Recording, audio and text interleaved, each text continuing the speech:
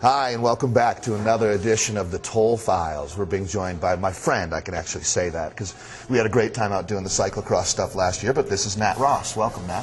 Thank you, Dave. So, big year coming up. Actually, it's already started, and I wanted to talk to you not just about your racing, but the state of racing right now. You just came back from Dirt, Sweat, and Gears, an event out, it was in Georgia or Tennessee? Tennessee. Tennessee. Yeah. And it seems to me like that's really what's right about the sport right now. Tell me about your experience last week.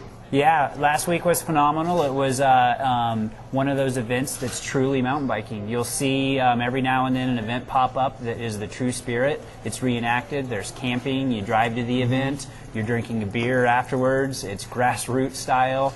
That had all the flavor. And is that what happened with the sport at the very high end, is that we got away from that? Too much glitz and glam, and you know, I hate to say it, but it seems like the best times that you ever have, like thinking back at 24 Hours of Moab, it was the year that you camped in the 25-degree weather. It wasn't the year that you stayed in the RV. At least it seems that way to me. Exactly. It's the camaraderie. Yep. It's the friends you make on the way to the venue, at the venue, hanging out. And things have changed. Now it's kind of like the big truck scenario, everybody traveling around. But endurance cycling, for the most part, it has its own feel, and it is grassroots. Mm-hmm. It always has been, and that's when the true feel comes out of the event.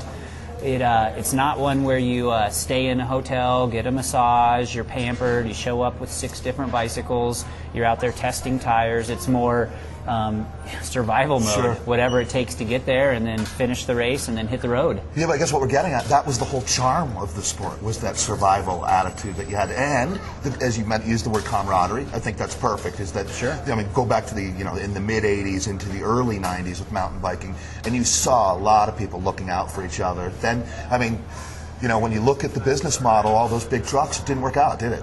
No, and the big trucks, they're great for support, and there are a few teams out there that are always going to have the support. There's a few riders that are always going to get the support, but for the most part, the passion is there at the cyclist who wants to challenge themselves. So if they want to go out and they want to push themselves to the limit, see what they can do, it's a one-man show. It might be some support from your friends or family or whoever you can gather up. But that's what you were pointing out to and alluding to is exactly the reason that these people are coming, and the endurance scene is just blowing up right now. Well, and it really is interesting. You know, I'm going to try to define the cyclist that you are now. It almost seems like Nat Ross is reinventing himself a little bit in 2007, getting away from kind of, I think we thought of you as a 24-hour specialist, and now you're doing stuff like the Race Across America. That sounded like an awesome experience. And, I mean, a lot more of these, like, regional type events, like Dirt, Sweat, and Gears. Right. And, I mean, is that true? Are you kind of a new Nat Ross? It certainly is. Over the winter, I kind of reevaluated my schedule, sat down with Dean Gore and my manager, and basically said, listen, I have a few years left in this career. I want to challenge myself. I'm a little bit tired of doing the gerbil track races, and and don't get me wrong, I love 24-hour racing, and I certainly like the challenging elements within, but I'd like to find new challenges for myself.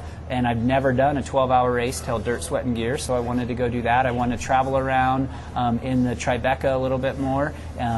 Not necessarily camp, but but set up and pretend camping, run out of my tent, and have a good time at the races. Yeah. So are we going to start seeing more events like Dirt, Sweat, and Gears? Because as you mentioned, that was really a salt of the earth kind of race from what I heard. And certainly. A racer's race, and it sounded like you were well looked after. Are there other ones that come to mind on that level? There always have been a few. So there's the classics. There's the Cascade Cream Puff. That's on my radar. This year I'll be doing the Leadville 100. Which is a classic race. Have you done that one before? I've never done well in that one. Yeah. Right. Yeah. And so then we hit like the big 24-hour races this year? Yeah. Interestingly enough, I'm going to do 4 24-hour races. So every year I do 3 to 5 races. So I'm still going to do, I'm going to shoot for the national championships. It's been 7 years since I've been the national champion. So if I want to continue my career, I better start getting a few more stars and stripes.